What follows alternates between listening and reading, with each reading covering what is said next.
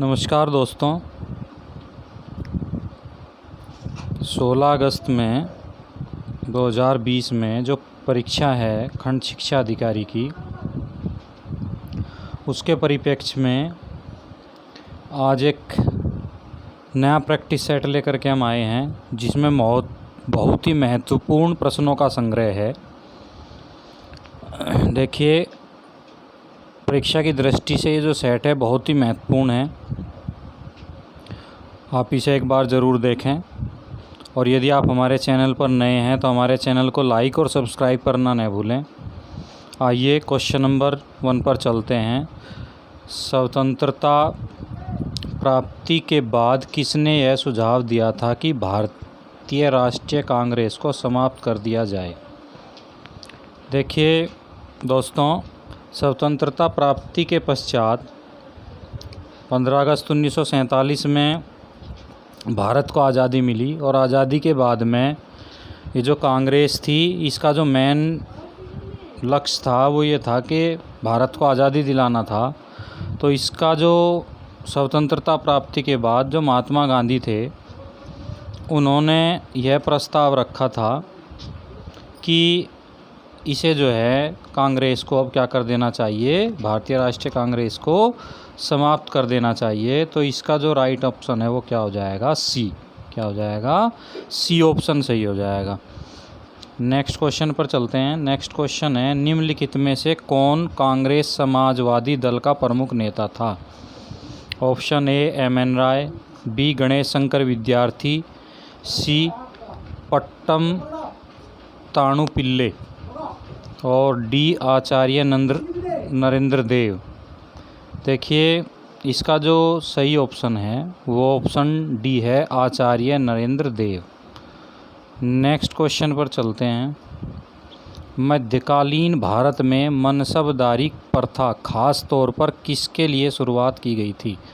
यानी मनसबदारी जो प्रथा थी उसकी जो शुरुआत थी वो खास तौर पर किसके लिए की गई थी? साफ सुथरे प्रशासन हेतु, राजस्व संग्रह में सुविधा हेतु, सैन्य व्यवस्था को प्रभावी बनाने हेतु, और धार्मिक सामंजस्य हेतु। तो देखिए, मनसबदारी जो प्रथा थी इसकी शुरुआत जो है सैन्य व्यवस्था को प्रभावी बनाने के लिए की गई थी। और मनसबदारी जो व्यवस्था है इसकी शुरुआत 1575 में की गई थी। कब की गई थी? 1575 में। तो इसका ऑप्शन क्या हो जाएगा? ऑप्शन सी इसका सही हो जाएगा, सैन्य व्यवस्था को प्रभावी बनाने हेतु। नेक्स्ट क्वेश्चन देखिए, भारत की सबसे बड़ी खारे पानी की लैगून झील कौन सी है? देखिए, चिल्का, वूलर, लोकटक, पुलिकट। तो ये जो चिल्का झील है ये भारत की सबसे बड़ी खारे पानी की झील है। कौन सी? चिल्का। और साथ ही साथ ये जो चिल्का झील है ये कहाँ पर है? उड़ीसा में। कौन से स्टेट में है? उड़ीसा। उड़ीसा स्टेट में है। और इसका जो विस्तार है वो 11,000 वर्ग किलोमीटर है। क्या है? 11,000 वर्ग किलोमीटर। नेक्स्ट क्वेश्चन पर चलिए। निम्नलिखित में से कौन एक जलीय ग्रह कहलाता है? तो देखिए, जलीय जो ग्रह है बुध, चंद्रमा, पृथ्वी, मंगल। तो ये सभी आप जानते हैं कि पृथ्वी के 2/3 भाग पर, 2/3 भाग पर तो क्या है? जल है। और 1/3 जो भाग है वो क्या है? स्थल है। क्या है? स्थल है। तो इसका मतलब ये हुआ कि पृथ्वी जो है वो क्या होती है? हमारा पृथ्वी को हम क्या कहते हैं? जलीय ग्रह। तो इसका राइट आंसर हो जाएगा सी। और मंगल की बात करें तो मंगल को लाल ग्रह कहते हैं। कैसा ग्रह कहते हैं? लाल ग्रह कहते हैं मंगल को। और बुध जो है वो सौरमंडल का सबसे छोटा ग्रह है दोस्तों। और चंद्रमा जो है, चंद्रमा के बारे में बताएं तो पृथ्वी का जो एकमात्र उपग्रह है, पृथ्वी का एकमात्र उपग्रह, पृथ्वी का एकमात्र जो उपग्रह है वो क्या है? चंद्रमा है। आइए नेक्स्ट क्वेश्चन की ओर चलते हैं। अंतर्राष्ट्रीय शांति और सुरक्षा संविधान के किस अनुच्छेद से संबंधित है? देखिए अंतर्राष्ट्रीय शांति और सुरक्षा जो है संविधान के अनुच्छेद 51, किससे अनुच्छेद 51, यानी कि हाँ जो भी अंतर्राष्ट्रीय शांति बनाए रखना और जो हमारी राष्ट्रीय स्मारक हैं उनको सुरक्षित रखने का हमारा दायित्व है। और वो जो दायित्व है वो हमारा कहाँ पर आता है, वो दायित्व जो है हमारा वो कहाँ पर आता है, निदेशक तत्वों में। कहाँ पर आता है, निदेशक तत्वों में। और यदि निदेशक जो तत्व हैं हमारे दोस्तों, निदेशक तत्वों की हम बात करें तो निदेशक जो तत्व हैं वो भारतीय जो हमारा संविधान है उसके भाग 4 में इनका प्रावधान किया गया है संविधान के निदेशक तत्वों का। और अनुच्छेद 36 से लेके अनुच्छेद 51 का तक उसमें ये समाहित हैं। और जो हमारे नीति निदेशक तत्व हैं ये कहाँ से लिए गए हैं, आयरलैंड के संविधान से। कहाँ से लिए गए हैं, आयरलैंड के संविधान से लिए गए हैं।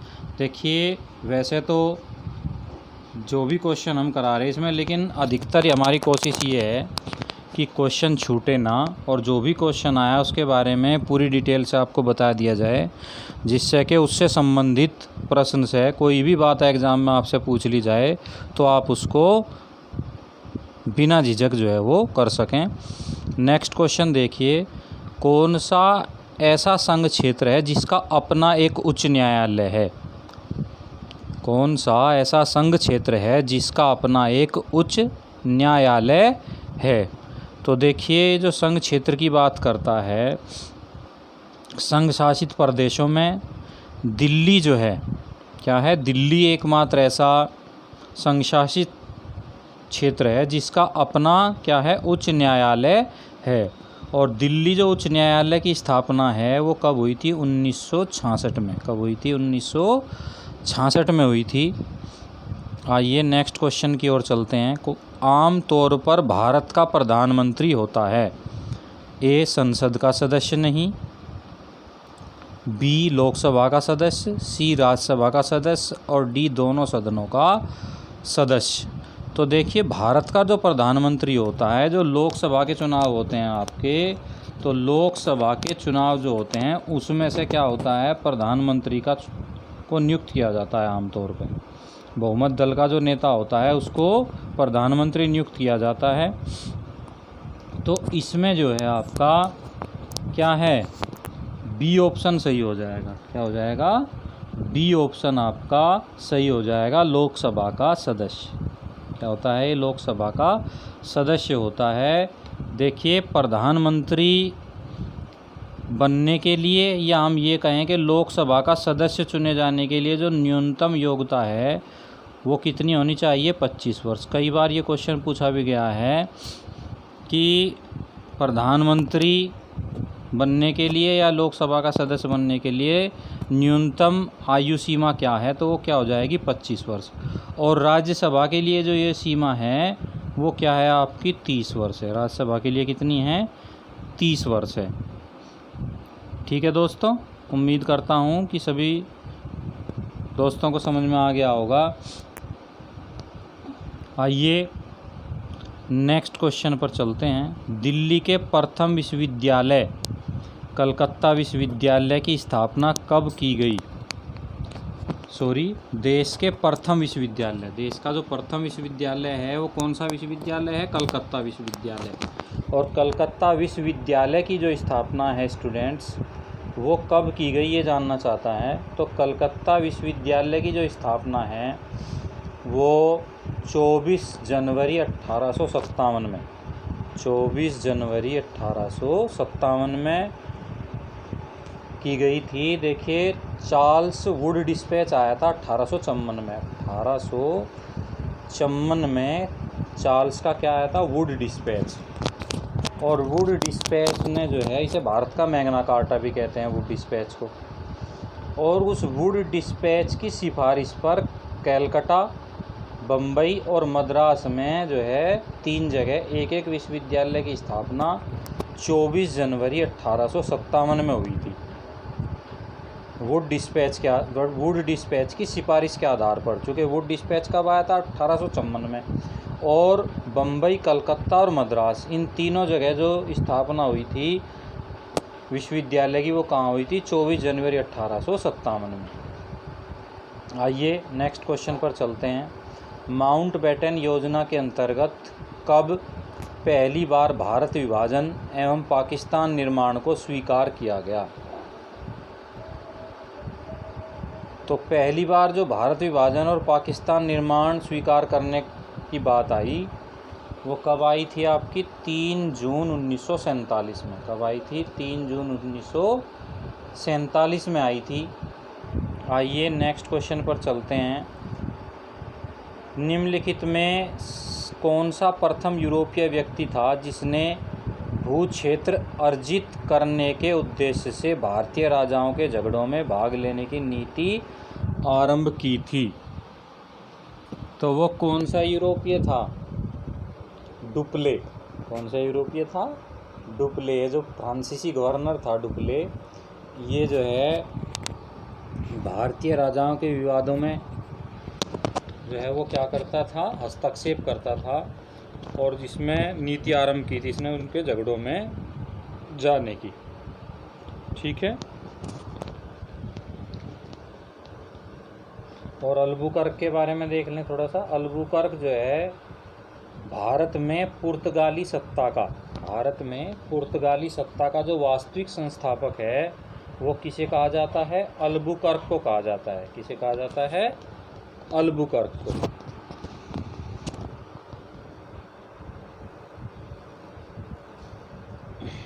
नेक्स्ट क्वेश्चन है, 6 जुलाई 1942 में महात्मा गांधी ने कांग्रेस की कार्यकारी समिति में अपने भारत छोड़ो आंदोलन की चर्चा की थी। उस समिति के अध्यक्ष कौन थे?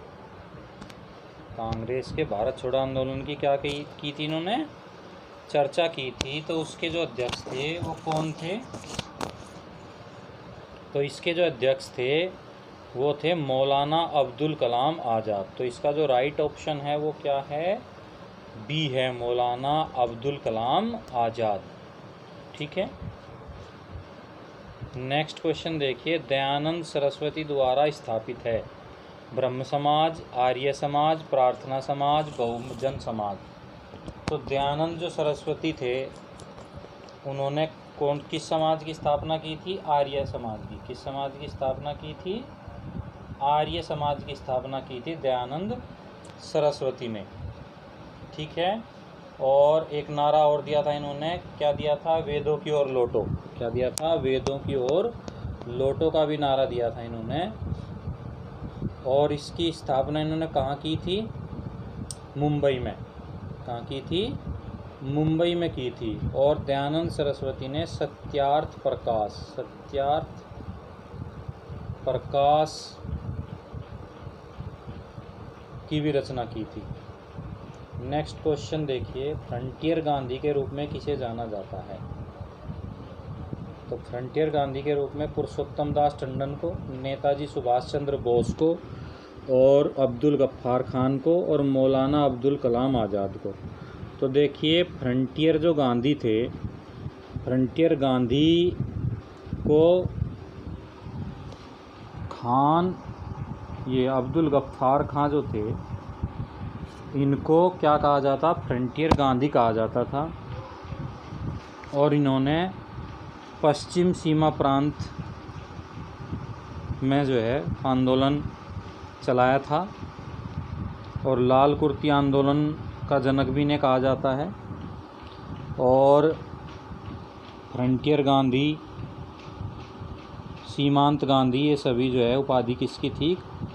खान अब्दुल गफ्फार खान की।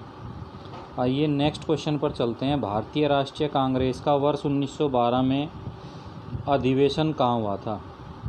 तो भारतीय राष्ट्रीय कांग्रेस का जो 1912 में अधिवेशन हुआ था वो कहाँ हुआ था? बांकीपुर में। कहाँ हुआ था? बांकीपुर, पटना। बांकीपुर पटना में हुआ था और ये 27वां अधिवेशन था। कौन सा अधिवेशन था? 27वां कांग्रेस का अधिवेशन था। और इस अधिवेशन की जो अध्यक्षता थी वो किसने की थी? R.N. मुंदोलकर। R.N. मुंदोलकर ने इसकी जो है क्या की थी? अध्यक्षता की थी। नेक्स्ट क्वेश्चन देखिए, मुगल चित्रकला किसके शासनकाल में अपनी पराकाष्ठा पर पहुंची? ए हुमायूं, बी अकबर, सी जहांगीर, डी शाहजहां। तो मुगल चित्रकला जो है वो किसके शासनकाल में अपनी पराकाष्ठा पर पहुंची? बताइए। जहांगीर के। किसके? जहांगीर के शासनकाल में। और यदि ये कहें कि स्थापत्य कला किसके शासनकाल में पराकाष्ठा पर थी, तो स्थापत्य कला जो है वो शाहजहां के शासनकाल में क्या थी? अपनी पराकाष्ठा पर थी। आइए नेक्स्ट क्वेश्चन देखते हैं। अफ्रीका की किस झील से होकर विषुवत रेखा गुजरती है? अफ्रीका की किस झील से होकर विषुवत रेखा गुजरती है? तो इसका जो राइट आंसर हो जाएगा वो हो जाएगा विक्टोरिया। क्या हो जाएगा? विक्टोरिया झील से होकर के विषुवत रेखा क्या गुजरती है हमारी। नेक्स्ट क्वेश्चन देखिए, क्वेश्चन नंबर 8। किसने अपनी एकीकरण की नीति को रक्त एवं लौह की नीति कहा? किसने अपनी एकीकरण की नीति को रक्त एवं लौह की नीति कहा? तो रक्त और लौह की जो नीति थी किसकी थी? बिस्मार्क की। किसकी नीति थी ये? बिस्मार्क की नीति थी। नेक्स्ट क्वेश्चन देखिए, मांडुहु के हिंडोला महल का निर्माण किस शासक द्वारा कराया गया था? मांडू के हिंडोला महल का निर्माण किस शासक द्वारा कराया गया था? तो इसका राइट ऑप्शन हो जाएगा हुशंग शाह। क्या हो जाएगा? हुशंग शाह के द्वारा। नेक्स्ट क्वेश्चन देखिए, महात्मा गांधी जनवरी 1915 में किस देश से भारत वापस लौटे थे? तो महात्मा गांधी कहाँ थे? दक्षिण अफ्रीका में। दक्षिण अफ्रीका में आए थे, चूँकि प्रथम विश्व युद्ध चल रहा था 1915 में, तब वो स्वदेश वापस लौटे थे दक्षिण अफ्रीका से। नेक्स्ट क्वेश्चन देखिए, भारत के किस राज्य ने सर्वप्रथम जीरो बेस बजट लागू किया था? तो भारत का जो जीरो बेस बजट लागू करने वाला जो राज्य है वो क्या है? राजस्थान। क्या है? राजस्थान है। नेक्स्ट क्वेश्चन देखिए, मौर्य शासन में सिक्के ढालने का कार्य किसका था? तो मौर्य शासन में जो सिक्के ढालने का जो कार्य था वो किसका था? लक्षणाध्यक्ष का। क्या था? लक्षणाध्यक्ष। बी ऑप्शन सही हो जाएगा इसका। नेक्स्ट क्वेश्चन देखिए, किसके नेतृत्व में मंगोलों ने 1219 ईस्वी में उत्तर पूर्वी ईरान में ट्रांस आक्सासियाना पर हमला किया? तो इसका राइट आंसर हो जाएगा डी, चंगेज खां। क्या हो जाएगा? डी, यानी कि चंगेज खां। और नादिर शाह, नादिर शाह के बारे में थोड़ा जान लेते हैं। नादिर शाह को क्या कहा जाता है? ईरान का नेपोलियन। ईरान का नेपोलियन किसे कहा जाता है? नादिर शाह को। भारत का नेपोलियन तो समुद्रगुप्त को कहते हैं, लेकिन ईरान का जो नेपोलियन है वो नादिर शाह को कहा जाता है। नेक्स्ट क्वेश्चन पर चलिए। नेक्स्ट क्वेश्चन है हमारा, देखिए,